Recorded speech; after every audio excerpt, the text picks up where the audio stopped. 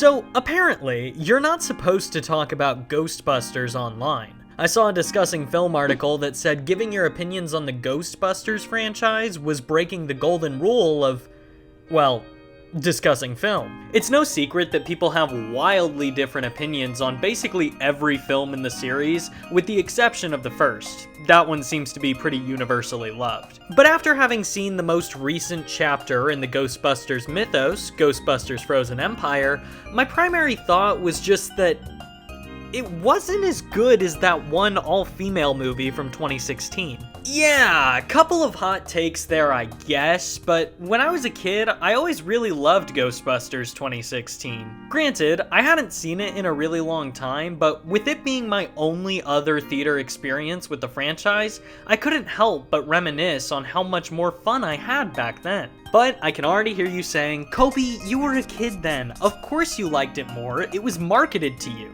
And to that I say, maybe you're right. When this movie was released, it was controversial at best and widely despised at worst. So, now that I'm an adult, what do I think about this series' awkward middle child? Well, to answer that, today we're going to take a look at every aspect of the film, including the history, advertising, the movie itself, and the impact that it had on the series as a whole. This is a comprehensive deep dive on Ghostbusters 2016.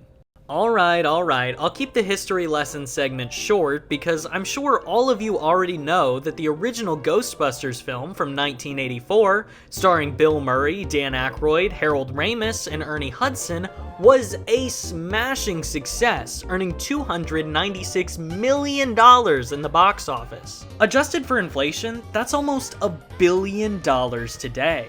So, when a sequel was released 5 years later, it was at least financially successful. Critical reviews are very middle of the road, and fans were generally either let down or they just completely hated it. The film undid a lot of what the first movie had built up character and relationship-wise, leading to a pretty lukewarm product. And partly because of this, the film's biggest star, Bill Murray, outright refused to do a third film. So there the franchise sat, dormant for 27 long years, with the only exceptions being cartoons and video games. But when 80s nostalgia hit its peak in the mid-2010s, Sony was quick to greenlight the long-awaited new Ghostbusters movie. However, it wasn't exactly what fans expected. When the trailer dropped, it made history, becoming the most disliked movie trailer in YouTube history at that time. Of course, Sony would later top itself with that record when they dropped the Emoji Movie trailer, but that's a topic for another video. Needless to say, people were angry. Twitter was a storm of people attacking each other for either supporting a greedy studio who's ruining childhoods with their evil woke agenda, or for being misogynistic man-children who can't let go of something from the past. Obviously, both of these perspectives are quite flawed, and seemingly only concerned with the Ghostbusters all being women, as opposed to actually worrying about the quality of the film. Personally, I think that you can respect women and still not like this movie. And similarly, I think that you can like this movie while still having respect for the original. What people at this time failed to see was that the reboot was completely standalone. They weren't robbing us of a Ghostbusters 3 because that would never realistically happen. They were simply creating a new team played by new comedians for a new audience. Also, this doesn't really seem like a quote-unquote woke move to me either. Nowhere in this film do they call attention to the fact that they're women and can therefore perform just as well as a male Ghostbusters team. Because that type of statement not only undermines the concept of feminism as a whole by assuming that the feats and accomplishments of men are a standard which women must strive to also achieve, thereby breaking the male-dominant status quo. Looking at you, Marvel writers. But they also just simply didn't exist in this timeline. But that about wraps up the history section.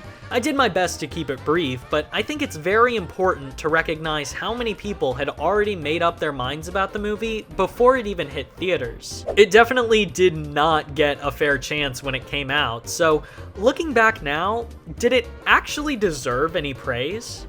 Well, there's only one way to find out, so sit back and relax as I take you through Ghostbusters 2016. The film opens with one of the worst office characters getting spooked by a ghost. We then immediately cut to our first Ghostbuster, Erin. Like in the first film, she works for a university and is excited as she's about to get a big promotion from her permanently unimpressed boss. This guy is so serious about the quality of his employees that even Erin's letter of recommendation from Princeton isn't enough to impress him. But all of this excitement quickly turns into fear when an old man pays her a visit and asks about a book that she had co-written with a childhood friend. The book in question is about the study of the paranormal, or in layman's terms, ghosts. Erin asks the man where he got it from, and he lets her know that it's publicly available on Amazon, which makes her incredibly upset. Turns out that her childhood best friend Abby, played by Melissa McCarthy, had been selling the book without Erin's consent. Afraid that her boss could also find this book and then think less of her, she finds out where Abby is employed and drives there to confront her. Abby has been spending her time working in the basement of a significantly less fancy college with her partner, Holtzman, played by maybe my favorite person ever, Kate McKinnon. Holtzman is an awkward but funny hardware designer who's been working with Abby to study the paranormal ever since Erin left to pursue something more realistic. After their confrontation, Abby agrees to take the book listing down so long as Erin introduces her to the old guy from before. See, he claimed to have a haunted mansion, which is why he sought out Erin's help in the first place. So they all head out to the mansion Gabe was in at the beginning of the film to investigate. Once there, they do actually make contact with a ghost, which they capture on video. Now, here is where we reach the second big point of contention outside of the whole all-female thing. People say that the ghost designs in this are uninspired and lack the style and flair that the original Ghostbusters ghoul had in spades. I will say that after watching the movie in its entirety, I do agree, but only to an extent. I think a lot of the issues that people have with these ghosts are more so issues that they have with this one ghost in particular. First impressions mean a lot, and this one leaves much to be desired. The original Ghostbusters had a much more defined and unique style. They were more focused on creating a visual interpretation of each ghost's specific personality, as opposed to just keeping them in human form like this ghost is. However, just because the style of these specters is different doesn't necessarily make it bad. Later in the film, we see a whole onslaught of creative ghostly designs mixed in with the basic blue people. These are where the movie really stands out, and despite looking different, it still matches the vibe of the animated series and ends up looking more fresh and updated for a modern audience. In other words, it being different doesn't make it bad, just not as good in my opinion. Anyway, they post the video of the ghost encounter online and it goes viral. So of course, Erin's boss finds it and proceeds to fire her, calling her a disgrace to science for what he believes to be a fabricated ghost sighting. As it turns out, Abby and Holtzman are also fired because the head of their university didn't even realize that their department still existed, so yeah. So naturally, they then steal all of the school's equipment and move it into the top floor of some rundown Chinese restaurant. After this, we finally meet the three remaining major characters, including the best character in the entire movie, Patty, played by Leslie Jones of SNL fame. Patty is just your typical underappreciated subway worker who sees a ghost after witnessing this guy, who is our main villain by the way, attach some type of device to the wall of a subway tunnel. His name is Rowan, and he is yet another big talking point of the film.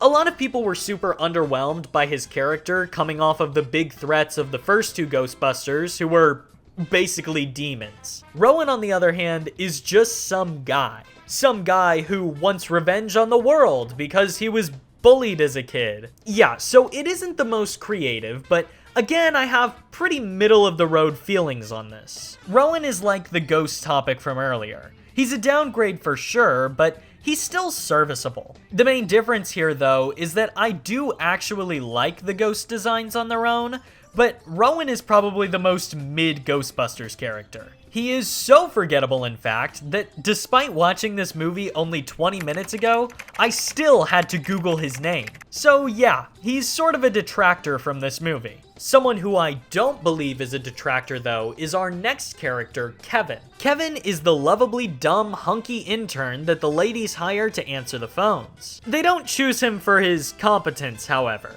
instead picking him only because they had no other options.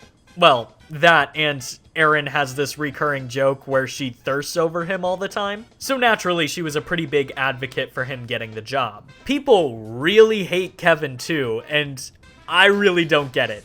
For me, he and Patty are the only characters whose jokes land like 99% of the time. The other characters are much more 50-50, but Kevin is just this lovable goofball, and while I understand that some people dislike how over the top his stupidity is, I think that just makes the product seem so much less serious and more cartoony, which really adds to the charm for me. I really like it when movies like this don't take themselves too seriously. But anyway, now that we've been acquainted with all of our characters, Patty pays the girls a visit to let them know what she saw in the subway.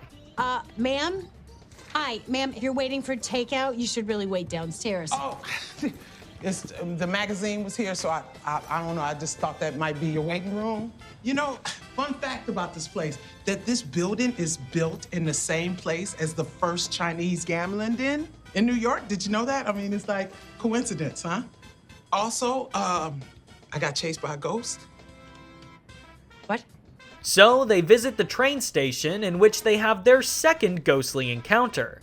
This time, they utilize some of Holtzman's technology in order to actually capture and trap the ghost. They get close to achieving this goal, but ultimately fail. Though, they're not at all dissuaded, feeling very excited that the equipment actually functioned as intended, because it's now just a matter of honing their skills to capture the next one. So, after killing Bill Murray, take that for robbing us of Ghostbusters 3, I guess, the team is taken to meet with the mayor of New York City, who tells the ladies that while their work is appreciated, the government's got it from here, and they need to step down. But they don't listen, despite the mayor publicly calling them frauds. They then respond to another ghost call and find Rowan in the basement of a hotel, finishing work on a machine that will allow him to help ghosts cross over. Again, he does this for basically no stated reason. The team pleads with him to stop, so he seemingly surrenders, and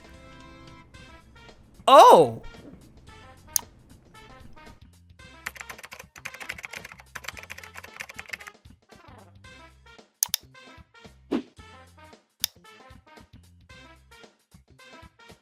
So then, I assume the team splits up off screen? Or rather, Erin splits up from the others and ends up alone in a hotel room for some completely unexplained reason. And this is where I think it's appropriate to talk about the film's biggest weakness, in my opinion. It's not the one that neckbeards fight over all day, and it isn't the one that social justice warriors fought for like a week before moving on to something else. No, the worst part of this film is the editing. This is the worst excuse for a professional cut of a film that I have ever seen a studio as big as Sony sell. Not only do you have glaring moments of cut content like this, where the audience has to infer why Erin is alone in a hotel room with basically no explanation at all, but you also have so much obvious dubbing. Like, there's a noticeable difference in the audio quality of the boom versus what's dubbed in post. And they also oftentimes just put the audio over footage of the characters not even opening their mouths. It's genuinely hard to watch sometimes. It's obvious to me that even in the parts of this movie that I don't really like, such as about 25% of the jokes, there was still an obvious attempt made. But this editing, on the other hand, is just nothing short of lazy. Also, just to add further context, I don't know if it matters or not, but I watched the original theatrical release, not the extended cut. So it is possible that these issues were fixed there, but that really doesn't change the fact that most viewers saw this trash when they experienced the movie. Sorry, I think I've been pretty fair to the film so far, But that point is just incredibly frustrating to me. Anyway, Rowan's a ghost now, and he possesses Abby. He fights with Holtzman and Patty before getting rocked by the power of Patty. Get out of my friend, Ghost!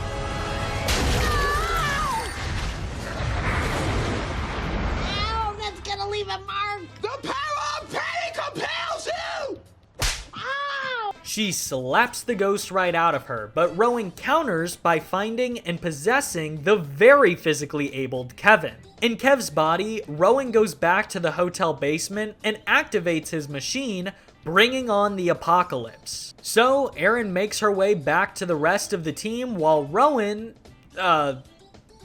makes everybody dance. Look, I totally get why people hate this scene. It's out of nowhere, goofy, and played way too seriously. He's like, I was bullied my whole life, so now I will bully you, haha, by making you dance. And yeah, I kinda really love this part. I won't defend it, because I agree it's out of nowhere, goofy, and played way too seriously, but that's exactly why I love it. It's so unapologetically stupid and entertaining. As a kid, I found it funny, and I still like it to this day. It doesn't overstay its welcome, and it's a silly way to ease the tension. Also, Chris Hemsworth really hams it up here, and you just can't help but smile. But now that we're in the endgame, the movie finally shows all its cards, and we're able to see the best of the ghost designs. They somehow managed to be creative and wacky while still keeping this intimidating aura. This movie's VFX really do have style, and it's way too commonly underappreciated in my opinion. Also, we get to see Slimer in what very well may be his funniest appearance yet.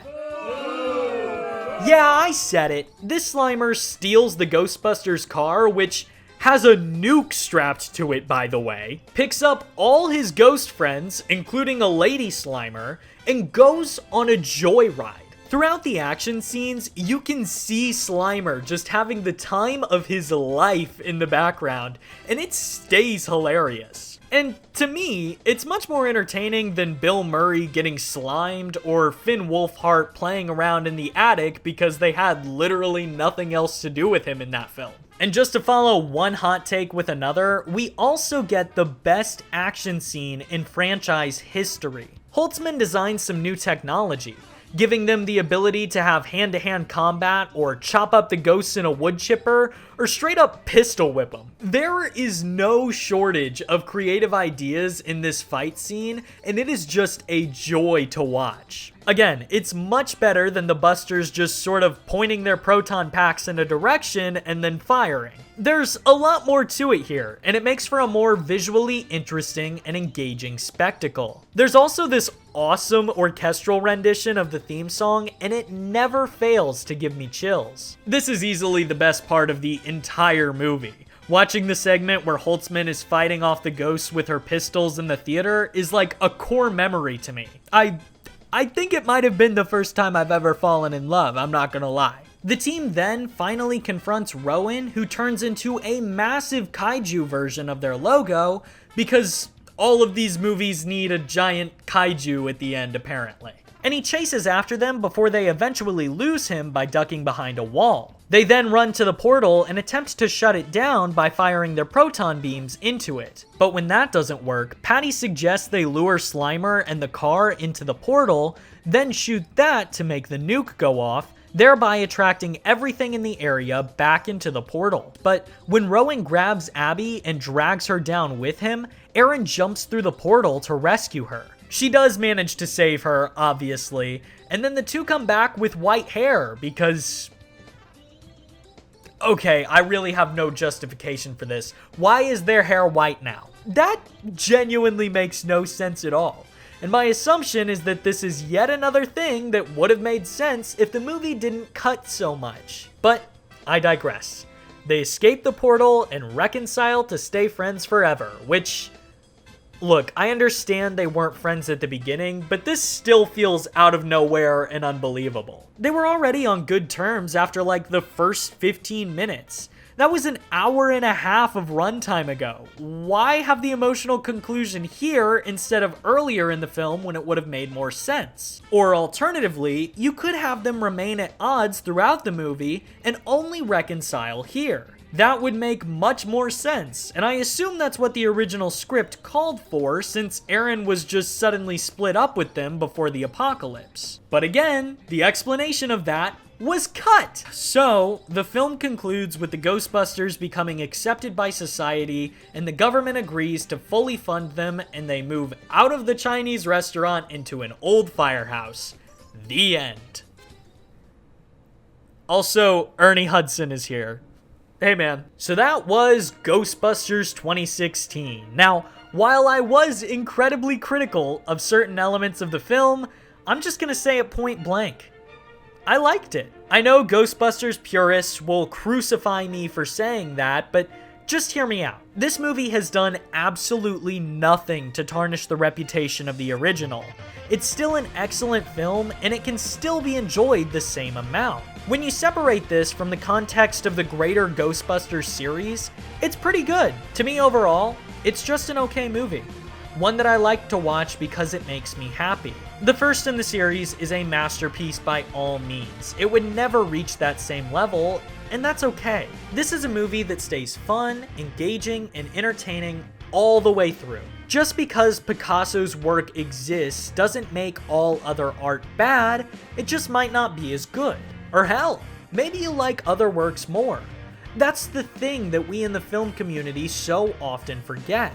A movie can just be silly and enjoyable without having to be anything Oscar-worthy. There really is no such thing as an objectively good movie.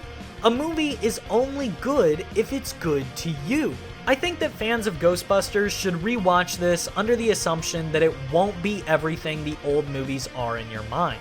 It's just a one-off expansion AU that, to the right audience, can be a really good time. And I know I just said that there's no such thing as an objective opinion or whatever, but it's leagues better than that trashy Frozen Empire movie, okay? Stop MCU-ifying everything. With bad editing, some genuinely good humor, nice art direction, and a pretty solid cast, particularly Kate McKinnon, this movie isn't bad overall. If I had to relate it to the quality of the property as a whole, I'd say that this movie is on the same level as Ghostbusters 2.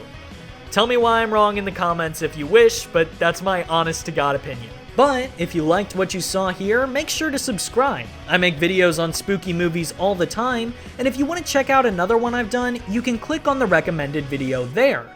And if you want to financially support me, you can leave a thanks tip or become a channel member for the exclusive benefits listed on the right. Thanks so much to everyone for watching, and please remember, believe to achieve.